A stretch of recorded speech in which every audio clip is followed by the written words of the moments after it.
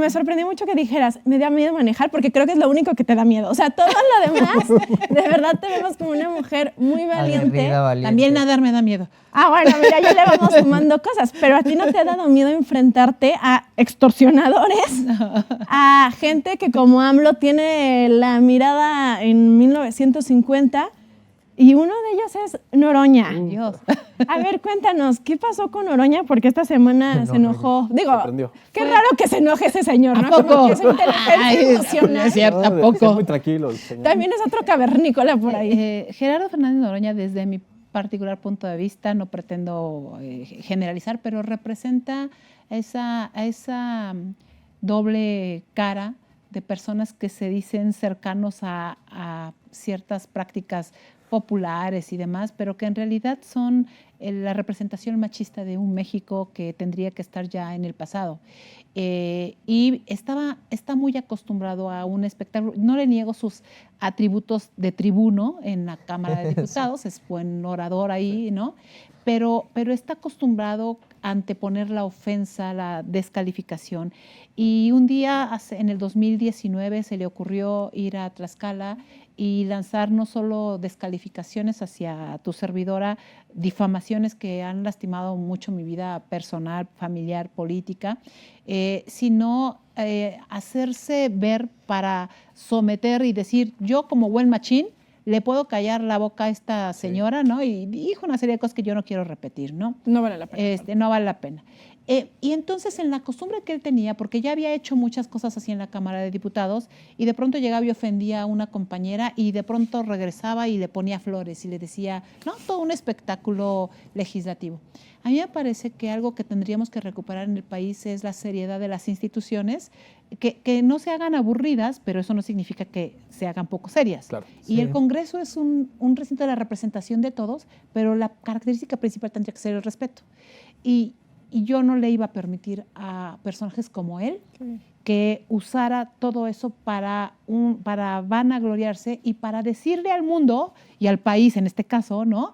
Pues así es la política. De hecho, el argumento que me decían mis compañeros y compañeras diputadas de mi bancada era, no le hagas caso, Adriana, o sea, mira, es así, déjalo, ¿no? es así. Además, hubo Que quien es se el clásico de los violentadores, ¿no? Sí. Es así de, no, es que así es, pero es un violentador de lo peor. Bueno, y el peor argumento es, Adriana, además estás en política, así es la política. Me Hay que acordé dignificarla. de la titular del Instituto Nacional de las Mujeres, que en una reunión se le ocurrió decir, pues a ver, no todo es violencia de género, que cosa en la que coincido, pero pues recién habían lastimado a Xochitl y decía, pues aguántense, eso no es violencia contra las mujeres, pues así es la política, aguántense como las machas, casi, ¿no?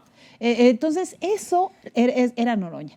Yo lo que hice fue acudir a las instituciones un año después de que eso sucedió y previo a que aprobáramos la ley de violencia política que se había impulsado desde muchos años atrás por un montón de mujeres que habían estado insistiendo en que se percibiera, que se visibilizara ese tema, pues se aprobó. Y un año después vino una sentencia primero una sanción del INE y luego una sentencia del Tribunal Electoral. Yo aprovecho para agradecerle a Joana Torres, que es actualmente diputada federal del PAN. Siempre le he agradecido porque me ayudó muchísimo para ver, Adriana, hacemos la denuncia y estás, sí, puestísima, y entonces fuimos a ponerla. Y un año después vino eso y lo sentenciaron, ¿no? Es la primera sentencia. Es la primera sentencia que dio en el país de violencia política en razón de género. Muchísimas felicidades. Sí, y caray. muchas gracias, porque eso sí es dar pasos a favor de las mujeres. Claro. Sí, y yo no permití, además, que eso se banalizara. Me dolió enormemente. Yo pasé momentos muy duros personales, de coraje, de frustración y demás, porque además traía del otro lado una serie de ataques de, ay, están dándole más importancia a la que es, pero creo que si yo, que en ese tiempo tenía un cargo público, no daba pasos a las instituciones, lo que le hubiera dicho al resto de las mujeres es, deja que te maltraten, que te lastimen, que lo que sea. Total, así es, ¿no? Entonces, hace unos días salió él victimizándose, porque además lo obligaron a ofrecerme una disculpa, que a mí me evidenció con mucha claridad después de que él después dice, no, me quieren sacar de la política, pobre de mí, casi llora y bueno, en fin. Fíjate qué cobardía, ¿no? Muy machito, pero sí, luego... muy victimizándose, ¿no? El violentador víctima. Esa es Morena. Y déjame decirte más, pero y perdón que me extienda, No. No, adelante. pero a ver, ese es el ejemplo más claro de que por sí sola una ley no va a cambiar la conducta humana.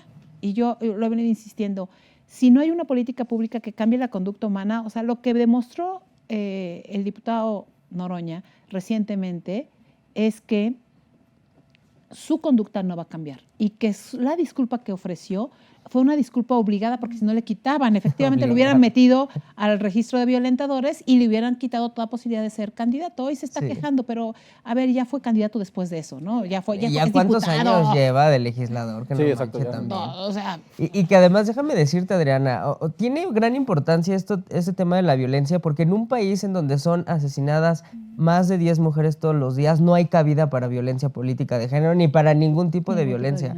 Además, también ya basta de que Morena nos quiere acostumbrar a normalizar lo que está mal. O sea, a ver, las corcholatas violan la ley electoral y tenemos que normalizarlo. No, por supuesto que no. Las corcholatas ejercen violencia política de género, como una de estas que Noroña es una fichita, te violentó y lo tenemos que normalizar. Por supuesto que no. A ver, hay varias conductas que Morena ejerce y que no tenemos que normalizar, como toda su corrupción. Sí. Pero, como bien lo dijiste, se les va a acabar su amor pagado. Yo diría, señor López Obrador, se le va a acabar su amor fingido, porque va a llegar Xóchitl Gálvez y lo va a sacar de Palacio Nacional, porque es necesario dejar de normalizar lo que está mal. Claro. Y las cosas se tienen que hacer bien y se tiene que aplicar la ley como debe de ser. Claro.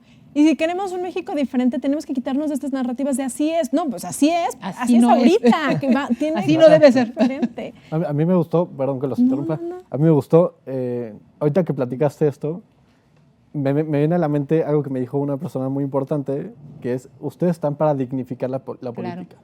Claro. Sí, creo que ese es el mensaje muy importante para los jóvenes y para los que estamos involucrados en esto. Claro. O sea, no, como decía Dylan, o sea, no porque todo el mundo lo haga, está bien. Claro. O sea, nosotros tenemos la obligación de hacer las cosas bien, aunque nada más nosotros lo hagamos. Porque además, déjame decirte, ¿sabes a quién le conviene más que la política no se dignifique? A ellos. Sí. Claro. Hay una tentación muy grande y déjame decirte que el riesgo más bien, la tentación a la que más frecuentemente te enfrentas como político es a cambiar tu personalidad con tal de encajar. Claro. Empezamos hablando de Marcelo y él cambió su personalidad con tal de encajar. Entonces, lo veías haciendo TikToks a lo tonto, o los ves como ahora una maestra recientemente que sale bailando, que además era completamente distinta cuando estaba en otro momento. O sea, es decir, insisto, se mimetizan, ¿no? O como ves a alguien más que de pronto sale cantando. A ver, yo sí creo que los que hacemos política tenemos una vida personal. A mí me encanta cantar, yo soy muy de karaoke. La próxima va a ser Palomazo. Fui bailarina profesional de folclore. Yo bailé folclore profesionalmente. Ya no se nota, ¿verdad? Pero en algún momento de mi vida. Sí, y ese es mi sueño frustrado, por cierto. Bailarina Nunca de Amalia tarde, Hernández. Nunca es tarde. En TikTok, cuando ustedes ven, todos mis seguimientos son al ballet de Amalia Hernández o a bailarines así, o a ballet y demás. Pero bueno, eso lo hago, pero es parte de mi vida personal que intento mantener en la privacidad lo más que se pueda. No pasa nada si en algún momento alguien hace eso, es parte del ser humano que eres. Pero de eso a volcarte completamente al otro lado y la tentación de responder un insulto con otro insulto está rápido. O sea, de pronto te ganan, dices tú, me acabo de ofender y tienes ganas de devolvérselo conmigo.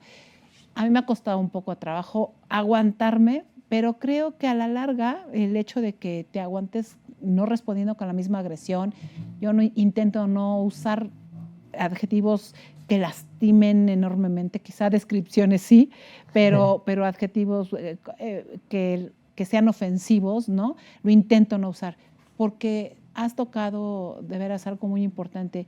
Mientras no dignifiquemos el trabajo político que es para hacer bien común, vamos a seguir encontrando cosas que no van a servir. Y ustedes como chavos, que muchos deben interesarse en la política, aunque no sean políticos, pero deben interesarse porque va a ayudar a sus propias generaciones.